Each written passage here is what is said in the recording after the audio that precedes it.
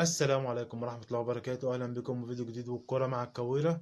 في بداية الفيديو حابب نصلي على النبي ونزيل النبي كمان صلاة وندعي لأمواتنا وأموات المسلمين بالرحمة، وندعي لشهدائنا في فلسطين، وندعي لإخواتنا في فلسطين. واللي ما اشتركش في القناة يشترك في القناة ودعم أخوك الأهلاوي. أنا حابب أتكلم النهاردة عن كذا خبر كده نزل عن رينيه فايلر. أنا بصراحة على المستوى الشخصي أنا بحب المدرب ده جدا.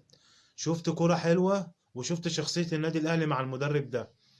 هتقول لي ازاي؟ اقول لك الراجل ده اول ما جه حسيت كده ان النادي نضف. النادي نضف من مين؟ شريف اكرامي انت مالكش معاه مكان. حسام عاشور اعتزل وشوف لك حاجه تانية اشتغلها. صالح جمعه يا ابني مشاكل واديتك كذا فرصه، مع السلامه. جه جاب لك اليو ديانج، طور من مستوى حمدي فتحي، طور من مستوى حسين الشحات، طور من مستوى قفشه. شوف قفشه معاه كان ازاي ودلوقتي عامل ازاي.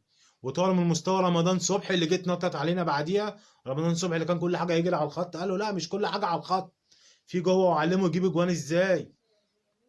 كلنا شفنا النادي الاهلي مع الراجل ده بصراحه. يعني الراجل ده انا بحلف في اخر الايام من بعد مانويل جوزيه، بامانه انا ما شفتش كرة حلوه مع اي مدرب الا ريني فايلر. بامانه كنا بننزل ماسك الملعب يمين وشمال وفوق. مفيش حد كان بيقف، حتى في التمرين بتاعه مفيش حد يقف. اللي يقف ده كان بيركن. كان راجل فعلا، ده الساعه السويسريه فعلا.